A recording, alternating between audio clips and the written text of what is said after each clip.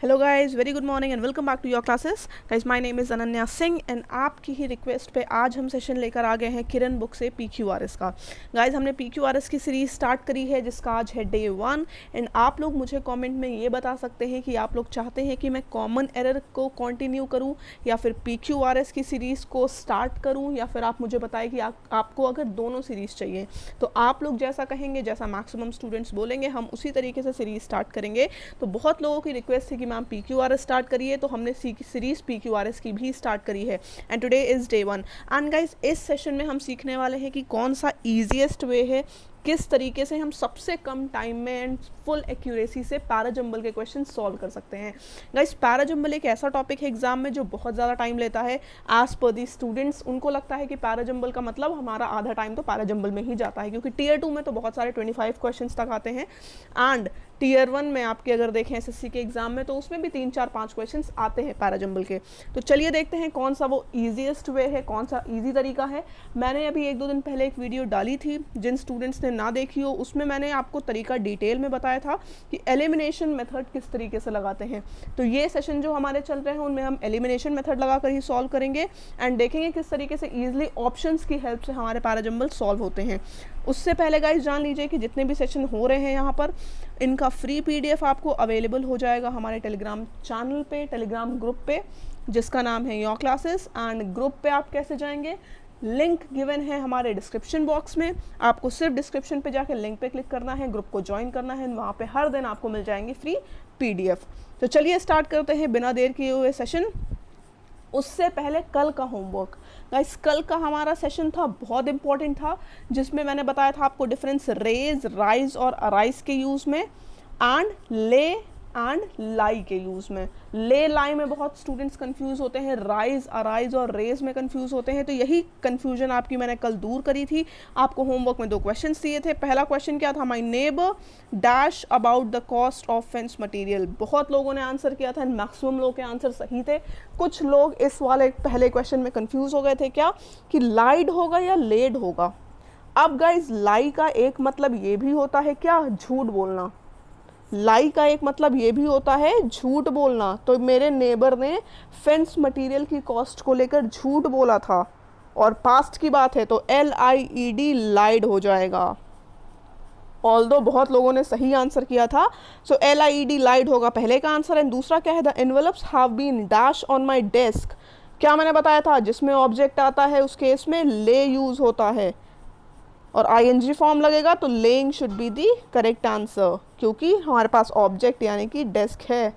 Clear है। अब चलिए आते हैं हमारे सेशन के क्वेश्चन पे। पहला क्वेश्चन क्या है पैराजंबल का, आपके सामने क्वेश्चन है, आपको मैं दिखाऊंगी किस तरीके से, कितने कम टाइम में, आज के बाद से, इन सेशंस के बाद से, पहले दूसरे सेशन में तो आप सीखेंगे कि किस तरीके से पैराजंबल हमें अटेम्प्ट करना है, बाकी के सेशन में आपकी प्रैक्टिस होती जाएगी। पूरी सीरीज हम लेकर चलेंगे किरण बुक की। तो पहला क्वेश्चन क्या है, ये पैराजंबल किस तरीके के हैं। पहला हमारा स्टेटमेंट फिक्स्ड है, 6th स्टेटमेंट फिक्स्ड है, बीच में आपको PQRS दिए हुए हैं जिनको आपको अरेंज करना है 1 and 6 को लेके। पहला और लास्ट स्टेटमेंट हमारा फिक्स्ड है। तो चलिए देखते हैं पहला स्टेटमेंट क्या कह रहा है। The traveller said, can you tell me the way to the nearest inn. Inn का मतलब क्या होता है, INN, होटल, है ना। तो होटल, आप क्या मुझे बता सकते हैं कि यहाँ से नियरेस्ट होटल कौन सा है, ट्रैवलर ने पूछा। तो जब कोई क्वेश्चन होता है तो जिस स्टेटमेंट में उसका आंसर है वो दोनों स्टेटमेंट आपस में पेयर बनाते हैं। हमेशा हमें पेयर्स ढूंढने हैं, कनेक्टर्स की हेल्प से हम पेयर ढूंढेंगे। क्वेश्चन का आंसर होगा उसका पेयर। तो देखें इसका आंसर कहाँ गिवन है, येस सेड द पीजेंट। एक और आंसर है हमारे पास, येस रिप्लाइड द ट्रैवलर, लेकिन ट्रैवलर अपने खुद के क्वेश्चन का आंसर तो देगा नहीं, तो हमारा ये हो जाता है एलिमिनेट, S वाला। तो बचा क्या, Q। हमें पता चल गया कि 1 के बाद Q आएगा, ऑप्शन हमने देखा। Q किस में है, 2 और 4 ऑप्शन में Q आ रहा है। 1 and 3 हमारे एलिमिनेट हो गए कि 1 and 3 हमारे ऑप्शन हो ही नहीं सकते हैं। अब आते हैं हम, Q के बाद या तो P आएगा या तो S आएगा। अब देखते हैं Q के बाद क्या आएगा। Q हो गया, 1 के बाद Q आ रहा है, येस सेड द पीजेंट। अब पीजेंट ही आगे कुछ बोलेगा ना, do you want one in which you can spend the night. P ये बोल रहा है, S क्या बोल रहा है, go right down and road, right down the road and turn to the left. पहले पीजन ने बोला कि आपको किस तरह का होटल चाहिए, उसके बाद ही तो वो रास्ता बताएगा। तो क्या हो रहा है, लॉजिकली आ रहा है पहले पी, क्योंकि पहले कोई चीज़ पूछती है कि आपको किस तरह की चीज़ चाहिए, तभी तो उस तरह की चीज़ आपको कोई इंसान दिखाता है। तो पिजन ने पहले पूछा ट्रैवलर से कि आपको किस तरह का होटल चाहिए, है ना, उसके बाद उसने बताया होगा कि कहाँ से आपको कौन से रास्ते पे जाना है। तो पी क्यू के बाद आएगा, क्यू के बाद आ रहा है पी सिर्फ स्टेटमेंट नंबर 2 में, ऑप्शन नंबर 2 हो जाएगा यहाँ पे करेक्ट आंसर। क्लियर है, हमें ऑप्शन की हेल्प से करना है क्योंकि इससे बिल्कुल चांसेस हमारी ख़त्म हो जाती हैं हमारे क्वेश्चन गलत होने की, क्योंकि हम ऑप्शन ही एलिमिनेट करके करते हैं तो फिर बहुत इजी हो जाता है, हमारे लिए टाइम भी बचता है। अब देखते हैं अगला क्वेश्चन। नेक्स्ट क्वेश्चन आपके सामने है, लग रहा है बड़ा क्वेश्चन लेकिन बहुत ही जल्द ही चुटकियों में सॉल्व हो गया ये क्वेश्चन। चलिए देखते हैं किस तरीके से। पहला स्टेटमेंट क्या कर रहा है, कह रहा है money is not the roots of all evils. मतलब क्या है कि मनी, पैसा ही हर गलत काम की जड़ नहीं है। अब इस स्टेटमेंट को ऐसा हमें नेक्स्ट स्टेटमेंट चाहिए जो स्टेटमेंट को सपोर्ट करे।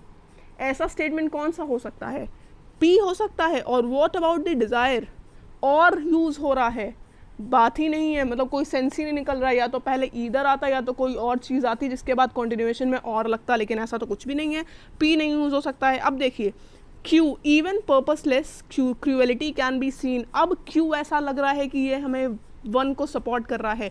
वन क्या बोल रहा है कि किसी सारे गलत काम की जड़ मनी ही नहीं होता है, और इस स्टेटमेंट को सपोर्ट कर रहा है कि क्रूएलिटी जो होती हैं, जो गलत काम होते हैं वो पर्पसलेस भी होते हैं। ज़रूरी नहीं है कि हर गलत काम पैसे के लिए किया जाए। ये स्टेटमेंट क्यू सपोर्ट कर रहा है वन को, तो समझ में आ रहा है कि वन को फॉलो करेगा क्यू, क्योंकि जो वन में लिखा है उसी चीज़ को सपोर्ट कर रहा है स्टेटमेंट क्यू। अब तो टू को फॉलो करेगा क्यू। हमारे पास ऑप्शन में सिर्फ कौन से हैं, 1 और 4 ऐसा ऑप्शन है जिसमें यूज़ हो रहा है, जो जिसमें पहला स्टेटमेंट है क्यू। अब देखते हैं क्यू के बाद पी आता है या फिर क्यू के बाद आर आता है। चलिए देखते हैं क्या आ रहा है। Even purposeless cruelty can be seen in many instances of evil behavior. Many instances की बात करी गई है एंड आर में देखिए फॉर एग्जाम्पल, इन्हीं इंस्टेंसेस का एक एग्जाम्पल दिया गया है आर में। जब कोई स्टेटमेंट के साथ उसका एग्जाम्पल गाइस दिया होता है तो वो दोनों स्टेटमेंट आपस में पेयर बनाते हैं। यही आपकी प्रैक्टिस होगी इन सेशन में, आपको ये पता चलेगा कि पेयर्स किस तरीके से बनते हैं। आपको सिर्फ मेरे साथ सीखना है पेयर बनाना। तो जहाँ पर एक स्टेटमेंट का एग्जाम्पल दिया होता है वो दोनों आपस में बना लेते हैं पेयर। तो आपने देखा कि क्यू ने बात करी है सो मेनी इंस्टांसेस की एंड आर ने इसी का एग्जाम्पल दिया है, तो क्यू को फॉलो करेगा आर, और ऐसा सिर्फ एक स्टेटमेंट में है, दैट इज स्टेटमेंट नंबर 1। तो हो जाएगा हमारा option number 1 correct answer. Clear है, सिर्फ आपको ऑप्शन से अटेम्प्ट करना है, आपको पूरा पैराजंबल सेट करने की ज़रूरत भी नहीं है। क्लियर है गाइज, हमारा स्केड्यूल जान लीजिए। डेली मेरी 11 बजे से सेशन होता है, आपको हेल्पफुल लग रहा है तो आप डेली बेसिस पे हमारा सेशन अटेंड करिए। 11 बजे MWF को टाइमिंग हो रही है। MWF को सीरीज़ मैंने PQRS की रखी है। आपको कॉमन एरर्स की चाहिए तो आप वो भी बोल दीजिए, हम एक वीक PQRS चला देंगे, एक वीक कॉमन एरर्स चला देंगे। एंड TTS को हमारे हो रहे हैं स्मार्ट सेशंस। बहुत यूज़फुल सेशन का इस TTS को मैं लेकर आती हूँ। बहुत ही इंपॉर्टेंट एंड कंफ्यूजिंग कंसेप्ट्स बताए जाते हैं। आपको कोई ऐसा टॉपिक लग रहा हो जो जिससे आपको डर लगता हो या जो आपको समझ में नहीं आता हो तो आप मुझे सजेस्ट कर सकते हैं कि मैम ये टॉपिक आप एक दिन एक्सप्लेन कर दीजिए, तो वो हम TTS के स्मार्ट सेशन में आपको एक्सप्लेन कर सकते हैं। आप चलते हैं हमारे नेक्स्ट क्वेश्चन की तरफ जो है क्वेश्चन नंबर 3। क्या बोल रहा है PQRS? देखने में लग रहा है कि बहुत बड़ा क्वेश्चन है भाई, पूरा बैंड बज जाएगी इसको तो अरेंज करने में, लेकिन ऐसा कुछ भी नहीं है। क्यों? क्योंकि हमें पूरा अरेंज ही नहीं करना है, हमें तो सिर्फ ऑप्शन एलिमिनेट करके हमारा आंसर पता चल जाएगा, तो पूरा अरेंज करने की ज़रूरत ही नहीं है। अब चलिए देखते हैं कैसे। अब क्वेश्चन नंबर 3 में देखते हैं पहला स्टेटमेंट क्या कह रहा है, क्योंकि पहला स्टेटमेंट तो सेट है ही। ऐसे क्वेश्चन में गाइस और ईजी हो जाता है। पहला स्टेटमेंट सेट है जो बोल रहा है, sorry, even the smallest insect of the living world is made up of large number of cells, कि दुनिया का छोटे से छोटा कीड़ा भी बहुत ज़्यादा लार्ज नंबर ऑफ सेल्स से बना होता है। अब 3 में बात करी गई है स्मॉलेस्ट इंसेक्ट की, एंड ध्यान से देखिए क्यू में उन्हीं इंसेक्ट्स का नाम लिखा है। स्मॉलेस्ट इंसेक्ट बोला गया है 3 में एंड उन्हीं इंसेक्ट्स का नाम लिखा है क्यू में। एन एंट और ए gnat, उन्हीं का नाम लिखा है, तो समझ में आ रहा है कि 1 और क्यू आपस में पेयर बना रहे हैं। तो 1 को कौन फॉलो करेगा? क्यू फॉलो करेगा। क्लियर है। अब हमने देखते हैं, आते हैं ऑप्शंस पे। 1 और 3 एलिमिनेट हो जाएंगे क्योंकि सिर्फ 2 और 4 में पहला स्टेटमेंट Q है। अब हमें देखना है कि Q के बाद P आता है या Q के बाद R आता है। चलिए पढ़ते हैं स्टेटमेंट नंबर Q क्या बोल रहा है। Q, एन ant और a gnat for example is compose of hundreds of thousands of cell, कि ant और gnat कितने हजारों थाउजेंड्स ऑफ सेल्स में से बने होते हैं। अब इसके बाद Q आएगा या R आएगा, चलिए देखते हैं पहले P पढ़ के। Furthermore the cells in these small creatures, अरे भाई अभी तो इन स्मॉल क्रिएचर्स का नाम लिया था एंड मैम ने बताया है कि जब भी किसी नाउन के लिए प्रोनाउन आता है, तो वो दोनों आपस में पेयर बना लेते हैं। ये चीज़ मैंने लास्ट सेशन में बताई थी, मैं फिर से बता रही हूँ कि जब भी किसी नाउन के साथ उसका प्रोनाउन आता है तो वो दोनों आपस में बनाते हैं पेयर। तो Q के साथ पेयर बन जाता है P का। ऑप्शन में देखिए, ऑप्शन नंबर 4 ही सिर्फ ऐसा है जिसमें Q के साथ पेयर बना रहा है P। सिंपली हमने 2 को भी एलिमिनेट कर दिया और ऑप्शन 4 हो गया हमारा यहाँ पर सही जवाब। क्लियर है। देखा आपने कि हमने सिर्फ 2 स्टेटमेंट को अरेंज किया, पूरा पैराजंबल अरेंज करने की कोई ज़रूरत नहीं है, सिर्फ हमें ऑप्शन की हेल्प से सिंपली हमारा आंसर मिल गया जो था option number 4, that is QPRS। ठीक है, तो आपको लग रहा है कि ये सेशन इंपॉर्टेंट है तो फटाफट से चैनल को सब्सक्राइब कर दीजिए अभी तक आपने नहीं किया है, एंड बेल आइकन को दबाना मत भूलिएगा क्योंकि नोटिफिकेशंस आपको तभी मिलेंगे जब आप बेल आइकन को दबाकर फॉर ऑल नोटिफिकेशंस करेंगे। क्लियर है, तो ज़रूर से ये चीज़ कर लीजिएगा। एंड सेशन पसंद आ रहा हो तो डू लाइक दिस सेशन, क्योंकि गाइस हम बहुत मेहनत करते हैं आपके सेशन के लिए, तो आपको भी बस एक लाइक का बटन प्रेस करना है जिससे हम भी मोटिवेट हों आपके लिए हर दिन न्यू और इम्पॉर्टेंट सेशंस लाने के लिए। चलिए देखते हैं अगला क्वेश्चन क्या है। क्वेश्चन नंबर 4 लग रहा है ना कि बहुत डरावना है भैया, बहुत लंबा सा क्वेश्चन है, क्या होगा इसमें, लेकिन कुछ नहीं होना है, सिर्फ 2-3 मिनट हमें लगेंगे। 2-3 मिनट भी नहीं भैया, हार्डली 10 सेकंड लगेंगे इस क्वेश्चन को सॉल्व करने में। मैं आपको एक्सप्लेन कर रही हूँ इसलिए ज़्यादा टाइम लग रहा है, जब आप मेरे साथ ट्रेंड हो जाओगे क्वेश्चंस करने में तो हार्डली 10 सेकेंड्स, सिर्फ 10 सेकेंड्स लगते हैं पैराजंबल सॉल्व करने में। चलिए देखते हैं किस तरीके से।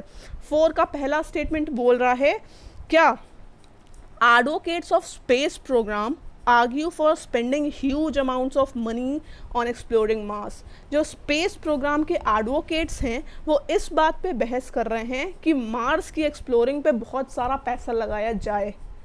ठीक, अब देखते हैं कौन सा स्टेटमेंट आ रहा है। But there is no firm evidence, इसका कोई कंट्राडिक्शन अभी बन ही नहीं रहा है जब पहले स्टेटमेंट का। कैसे, but there is no firm evidence of any valuable mineral की बात ही नहीं आई है अभी, तो P हो ही नहीं सकता है। चलिए P हटा दीजिए।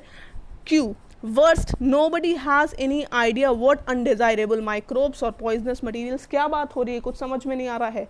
पॉइजनस मटेरियल कहाँ से आ गए, अभी तो कुछ इनका इंट्रोड्यूस ही नहीं हुए हैं, ये कोई सेंस नहीं बन रहा है। Q हटा दीजिए।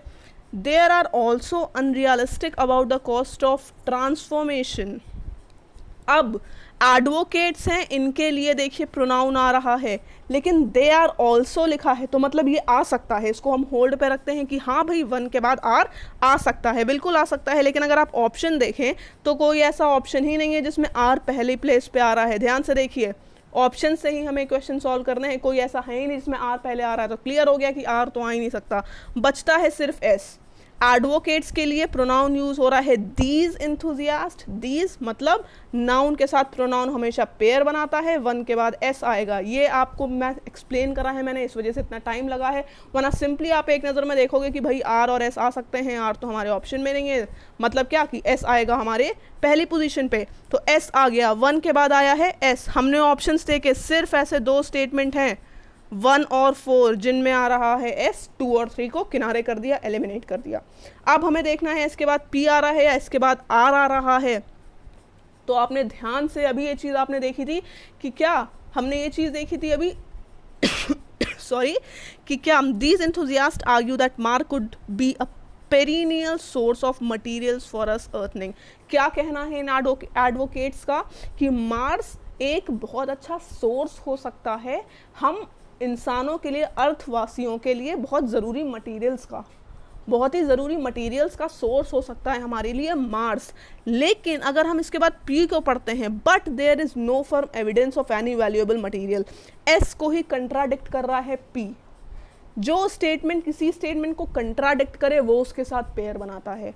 एस के लिए ही यहाँ पर बट यूज है, एस को ही कंट्राडिक्ट कर रहा है पी, तो एस पी आपस में बनाएंगे पेयर, एस के बाद आएगा पी। हमने देखा ऑप्शन में, ऑप्शन नंबर 1 एक ऐसा ऑप्शन है जिसमें इसके बाद पी आ रहा है, so option number 1 is the correct answer. Clear है, समझ में आ गया, सिर्फ हमें ऑप्शन की हेल्प से सॉल्व करना है। अब अगला क्वेश्चन देखते हैं, क्वेश्चन नंबर 5 क्या बोल रहा है। Question number 5, when a light passenger plane flew off course sometimes ago, it crashed in a mountains and its pilot was killed। कोशिश करिए, अभी मैंने आपको 4 क्वेश्चंस कराए हैं, फटाफट से एक बार कोशिश करिए और बताइए क्या हो सकता है इसका ऑप्शन क्वेश्चन नंबर 5 का। आप मेरे सेशन को पॉज करके एक बार इसका आंसर देख सकते हैं, क्योंकि मैं तो जल्दी से आगे बढ़ जाऊंगी। जल्दी से एक बार सेशन को पॉज करिए एंड फटाफट से बताइए इसका क्या आंसर होगा क्वेश्चन नंबर 5 का।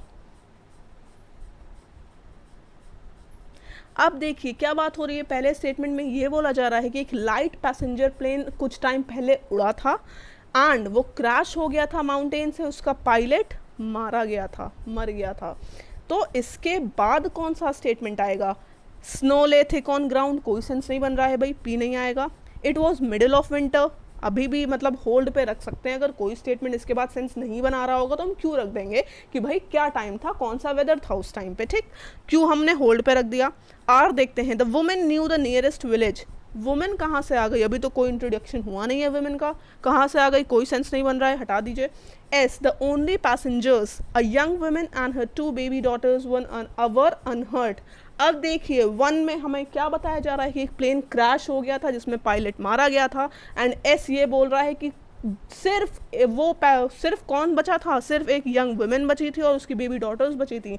कौन मारा गया था 1 में बता रहे हैं और कौन बचा था ये एस में बता रहे हैं। समझ में क्या आता है कि 1 को फॉलो करेगा एस।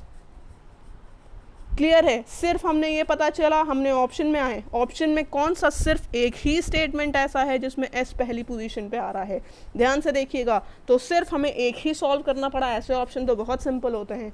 सिर्फ हमने एस को सॉल्व किया एंड ऑप्शन नंबर 3 हो गया हमारा यहाँ पर करेक्ट आंसर। क्लियर है स्टूडेंट्स, कैसा लग रहा है, समझ में आ रहा है। इतनी इजी तरीके से मैं आपको एक्सप्लेन कर रही हूँ इसलिए टाइम ले रही हूँ, आपको सिर्फ 10 सेकंड लगेंगे। लास्ट तक देखिएगा, मैं आपको एक होमवर्क क्वेश्चन दूंगी जिसको आप खुद से सॉल्व करेंगे and with in 10 second answer निकालेंगे एंड मुझे बताएंगे कि आपको 10 सेकेंड्स लगे आंसर निकालने में या नहीं, क्योंकि अगर आप अभी मेरे साथ क्वेश्चन कर रहे हो तो आपको 10 सेकेंड्स ही लगेंगे। चलिए देखते हैं अगला क्वेश्चन, क्वेश्चन नंबर 6 क्या बोल रहा है। क्वेश्चन नंबर 6 हमसे, द लीड स्टोरी, किसी स्टोरी की बात हो रही है। ऐसे क्वेश्चंस गाइस जो इतने छोटे छोटे से जिनमें स्टेटमेंट होते हैं वो मिलाकर एक सिर्फ सेंटेंस बनाते हैं, सेंटेंस रीअरेंजमेंट बोलते हैं, जो एक सेंटेंस बनाते हैं। चलिए लीड स्टोरी किस में आती है भाई, लीड स्टोरी एट 4 AM, ये क्या है, the lead story in tonight's news, news में स्टोरी होती है, the lead story in tonight's news, बिल्कुल सही है। मतलब क्यू आएगा, 1 के बाद क्यू आएगा, कौन से स्टेटमेंट में है, सिर्फ 2 एंड 3 ऑप्शन में है कि 1 के बाद क्यू आ रहा है। ऑप्शन नंबर 1 और 4 एलिमिनेट हो गया। अब देखते हैं क्यू के बाद क्या आएगा, दोनों में ही दिख रहा है कि क्यू के बाद आर आएगा, तो भैया मानना ही पड़ेगा क्यू के बाद आर आएगा। In tonight's news concerns the fire, बिल्कुल सही है, सेंस बना रहा है। अब आर के बाद हमें देखना है एस आ रहा है या पी आ रहा है। कंसर्न्स द फायर के बाद एट 4 AM आएगा या फिर विच इनगल्फ द कोलंबिया कॉलेज। ऐसे स्टेटमेंट में गाइस एक ट्रिक आपको बता रही हूँ, आपको सिर्फ याद रखना है MPT, ठीक है, आप सभी सिर्फ याद रखेंगे MPT। अब ये MPT क्या होता है, M for manner, P for place and T for time. जब किसी स्टेटमेंट में ये तीनों चीज़ें आती हैं तो सीक्वेंस हमेशा MPT रहता है, सबसे पहले मैनर आता है, फिर प्लेस आता है, फिर टाइम आता है कि वो किस तरीके से कोई चीज़ हुई, किस जगह पर हुई, किस टाइम पे हुई। MPT should be the sequence. ये सीक्वेंस आपके बहुत काम आएगा, हर जगह काम आएगा, एरर वाले क्वेश्चन में, सेंटेंस इंप्रूवमेंट में, हर जगह काम आएगा। तो MPT आप कहीं नोट कर लीजिएगा, M for manner, P for place and T for time. तो यहाँ पे वही कंसेप्ट लगेगा, टाइम लास्ट में आएगा, याद रखिएगा। टाइम लास्ट में आएगा तो समझ में क्या आ रहा है कि QR के बाद S आएगा। प्लेस बताई गई है, प्लेस पहले आएगा, टाइम बाद में आएगा, तो QRSP is the correct answer. इस स्टेटमेंट से आपको कंसेप्ट क्या मिला है, MPT का कंसेप्ट मिला है, कहीं नोट कर लीजिएगा। क्लियर है। अब चलिए देखते हैं अगला question which is question number 7। क्या बोल रहा है क्वेश्चन नंबर 7? फटाफट से आंसर बताइए। बहुत छोटा सा सिंपल सा क्वेश्चन है। स्क्रीन को पॉज करना चाहते हैं तो स्क्रीन पॉज करके आंसर मुझे जल्दी से कमेंट करके बताएंगे। क्या बोल रहा है? In less than a week, ठीक, कि एक वीक से ही कम में क्या हो गया था? The processor controlled exchange. किस चीज़ का प्रोसेसर? कुछ समझ में नहीं आ रहा है। प्रोसेसर किसी भी चीज़ का हो सकता है, लेकिन किस चीज़ का मेंशन नहीं है। पी नहीं हो सकता। Q in less than a week have restored. Grammatically कोई सेंस नहीं बन रहा है, हटा दिया इसको। In less than a week which had suffered. Week थोड़ी ना सफर्ड करेगा, तो हटा दिया आर को भी। In less than a week बचता ही क्या है? एस बचता है। तो मतलब पहला स्टेटमेंट एस है, इस वजह से 1 और 3 को हमने कर दिया एलिमिनेट। क्लियर है? 1 और 3 को एलिमिनेट कर दिया। अब देखते हैं कि एस के बाद आर आ रहा है या क्यू आ रहा है, क्योंकि यही हमारे पास ऑप्शंस में गिवन है। एस के बाद आर आ रहा है। The telecommunication people which had suffered. Guys, which हम किसके लिए यूज़ करते हैं? विच नॉन लिविंग थिंग्स के लिए यूज़ होता है प्रोनाउन, है ना? Non living thing. अब पीपल नॉन लिविंग नहीं है, तो इसका मतलब क्या है कि आर यूज़ नहीं होगा। 2 को भी हमने एलिमिनेट कर दिया, आर यूज़ नहीं होगा। सिंपल हमारा आंसर निकल आया ऑप्शन नंबर 4, एस क्यू के बाद पी। चलिए पढ़ के देखते हैं सही है कि नहीं। In less than a week the communication people के बाद पी आ रहा है। The processor controlled exchange which had suffered a major disaster. बिल्कुल मीनिंगफुल आपका स्टेटमेंट बढ़ रहा है, पढ़ के देख लीजिएगा, क्योंकि विच आता ही नहीं है लिविंग के बाद। क्लियर है? So option number 4 is the answer. अब चलते हैं गाइज अगले क्वेश्चन पे। उसके पहले अगर गाइज आप लोग को घर पे ही बैठ के तैयारी करनी है बिल्कुल एग्जाम ओरिएंटेड क्वेश्चंस की, आपको ऐसा लगेगा कि आप एग्जाम्स के पेपर दे रहे हो, तो आपको उसके लिए सिर्फ हमारा योर क्लासेस ऐप डाउनलोड करना है या फिर हमारी वेबसाइट पे जाना है जिसका नाम है store.yourclasses.in एंड आपको वहाँ पर डिजी बुक्स मिलेंगी। Guys exam oriented question plus हर क्वेश्चन का video solution. Can you imagine? ऐसा आपको कहीं नहीं मिलेगा। हर क्वेश्चन का वीडियो सोल्यूशन, जहाँ पे आपके सामने टीचर खड़े होकर वीडियोस में आपको वो क्वेश्चन एक्सप्लेन कर रहा है। तो गाइज इसके लिए आपके लिए बहुत इंपॉर्टेंट है डिजी बुक्स लेना घर पे बैठ के तैयारी करने के लिए। किसी कोचिंग में जाने की ज़रूरत नहीं है। एग्जाम ओरिएंटेड क्वेश्चन मिल रहे हैं, उनके सोल्यूशन मिल रहे हैं, आपके सामने टीचर पढ़ा रहा है। इसके बाद और आपको क्या चाहिए? तो अगर आप कोड यूज़ कर रहे हैं बाय 10 तो आपको 10% का डिस्काउंट भी मिलेगा उसके लिए। तो आप जा सकते हैं हमारे वेबसाइट पर या फिर डाउनलोड कर सकते हैं ऐप। अब आते हैं क्वेश्चन नंबर 8 पे। क्वेश्चन नंबर 8 क्या बोल रहा है कि as my jogging enthusiast sister. अब बताइए 8 का जल्दी से मुझे बताइएगा आंसर, क्योंकि भाई मैंने बहुत सारे आंसर बताए हैं, अब मुझे आप बताएंगे आंसर। स्क्रीन को पॉज कर लीजिएगा अगर आपको ज़्यादा टाइम चाहिए, वैसे 10 सेकेंड से ज़्यादा लगने नहीं चाहिए। जल्दी से पेयरिंग करिए। क्या पेयरिंग हो सकती है? Jogging enthusiast sister. Jogging enthusiast sister किसके बाद आ सकता है? इसके बाद क्या आ सकता है? Was often bothered by neighbourhood dogs. पहला स्टेटमेंट ही हमने पढ़ा और वही लग रहा है कि इसके बाद सेंस बना रहा है कि मेरी जॉगिंग एंथुजियास्ट सिस्टर हमेशा उसको परेशान करते थे कुछ मोहल्ले के कुत्ते। तो पहला ही स्टेटमेंट इसके बाद पेयरिंग बना रहा है। पढ़ के देखिए, और हमें स्टेटमेंट पढ़ने की ज़रूरत ही नहीं है। क्लियर है? सो हमने वो स्टेटमेंट एलिमिनेट कर दिए जिनमें पी पहले प्लेस पे नहीं आ रहा था। अब देखते हैं कि पी के बाद एस आ रहा है या पी के बाद आर आ रहा है। पी के बाद आर देखा, was often bothered by neighbourhood dogs. R क्या है? Her husband started to company. अब देखिएगा पी कोई फुल स्टॉप भी नहीं लग रहा है, कॉमा नहीं लग रहा है, तो उसके बाद तुरंत हर हस्बैंड स्टार्ट हो पाएगा? नहीं हो पाएगा। अगर यहाँ पे फुल स्टॉप होता तो हम स्टार्ट कर सकते थे, लेकिन फुल स्टॉप नहीं है, तो ये बिल्कुल भी ग्रामेटिकली इनकरेक्ट है। ऑप्शन क्या बचता है हमारे पास? पी के बाद एस वाला ऑप्शन बचता है। चलिए देखते हैं। Was often bothered by neighbourhood dogs on her daily run. कहाँ पर उसको परेशान करते थे? उसकी डेली रन पे उसको परेशान करते थे। पी के बाद ऐसा आ रहा है, ऑप्शन नंबर 2 हो जाएगा हमारा करेक्ट आंसर। क्लियर है? अब चलिए देखते हैं अगले क्वेश्चन पे। क्वेश्चन नंबर 9 का आंसर करिए फटाफट से। क्या बोल रहा है क्वेश्चन नंबर 9 हमारा कि एन इलेक्ट्रिकल सर्किट। इस स्टेटमेंट से गाइस क्या समझ में आ रहा है कि ये स्टेटमेंट एक ऐसा लाइन है, एक ऐसा स्टेटमेंट है जो डेफिनेशन बता रहा है इलेक्ट्रिकल सर्किट की, है ना? आपको डेफिनेशन बता रहा है इलेक्ट्रिकल सर्किट की। तो इलेक्ट्रिकल सर्किट क्या हो रहा है ये इसमें डिफाइन किया गया होगा। ठीक, अब देखते हैं क्या सीक्वेंस बन रहा है। तो पहला स्टेटमेंट हमारा क्या आना चाहिए? N electrical circuit which is चलिए विच इज़ आ सकता है, होल्ड पे रखिए, लेकिन विच इज़ अगर आपने ले लिया तो इसके बाद कोई भी स्टेटमेंट सेंस नहीं बना पाएगा अगर आपने विच इज़ यूज़ कर दिया है। तो क्या करते हैं अभी, चलो ये होल्ड पे रखते हैं। An electrical circuits of wire, an electrical circuits design to, an electrical circuit is a girl. Guys अगर आप किसी चीज़ की डेफिनेशन बताते हैं, जैसे मैं अपने को इंट्रोड्यूस कर रही हूँ तो मैं क्या बताऊँगी, I am a girl and I like playing football. ठीक, तो मैं बताती हूँ कि आई एम अ गर्ल। तो इसी तरीके से कोई चीज़ को अगर डिफाइन कर रहे हैं तो स्टार्टिंग में वो एग्जैक्टली है क्या, ये चीज़ बताई जाती है। तो सबसे अच्छा सेंस इसके बाद क्या बना रहा है कि N electrical circuit is a circle. किस चीज़ का सर्कल है, इलेक्ट्रिकल सर्किट बेसिकली एक सर्कल है। किसका, अगर हम देखें तो एस के बाद क्या आ रहा है, क्यू आ रहा है।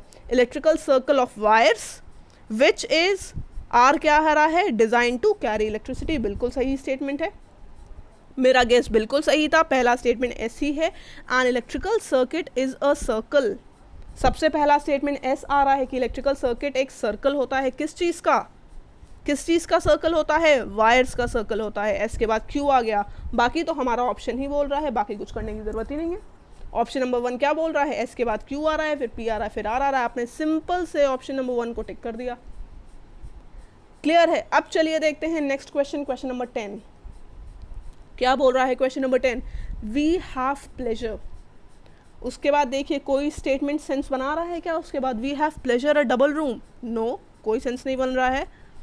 We have pleasure for 5 days, ये कोई स्टेटमेंट सेंस नहीं बना रहा है, कंटेक्चुअली इसका परफेक्ट सेंस नहीं निकल रहा है। We have pleasure for 5 days, किसी को 5 दिन के लिए कौन सी प्लेजर होती है भाई, कोई सेंस नहीं बन रहा है, हटा दीजिए। We have pleasure that we have reserved, हो सकता है। And we have pleasure in informing you, सबसे परफेक्ट क्या है, we have pleasure in informing you. Sorry guys, जब किसी को हम कोई गुड न्यूज़ देते हैं, किसी को गुड न्यूज़ देते हैं तो हम क्या बताते हैं, we have pleasure in informing you this, we have pleasure in informing you that you have pass the examination, you are selected for the interview, है ना। तो we have pleasure in informing you बिल्कुल सही है। 1 के बाद S आएगा। Statement हमने देखा सिर्फ एक स्टेटमेंट है जिसमें एक ऑप्शन है जिसमें एस आ रहा है, so option number 2 that is S R P Q is the correct answer. हमें पूरा सेट करने की कोई ज़रूरत नहीं है, सिर्फ हमने ऑप्शन चेक किया कि पहला स्टेटमेंट कौन सा था। एंड मैक्सिमम केसेस में तो हमारे सारे ऑप्शन एलिमिनेट हो जाते हैं, सिर्फ वो ऑप्शन बचता है जो हमारा सही आंसर है। क्लियर है। तो गाइज अब आप लोग खुद को जज करेंगे कि क्या आपसे 10 सेकेंड या 15 सेकेंड के अंदर एक क्वेश्चन हो रहा है। तो इसके लिए आपके पास है ये होमवर्क क्वेश्चन। सारे स्टूडेंट फटाफट से इसका स्क्रीनशॉट ले लीजिए एंड कमेंट करके मुझे बताइए कि इसका आंसर क्या है। बहुत ही सिंपल सा क्वेश्चन मैंने रखा है, क्वेश्चन नंबर 11 है किरण बुक का। कोई किरण बुक से आंसर नहीं देखेगा, आप मुझे फटाफट से आंसर बताइए कि क्या है इसका सही आंसर, कमेंट करके लास्ट में। क्लियर है। कल के सेशन में इसका आंसर डिस्कस होगा एंड प्रोबेबली मैं उस स्टूडेंट का नाम भी मेंशन करूंगी जो सही आंसर देगा। तब तक के लिए ध्यान रखिए अपना, stay home, stay safe and take care, bye bye.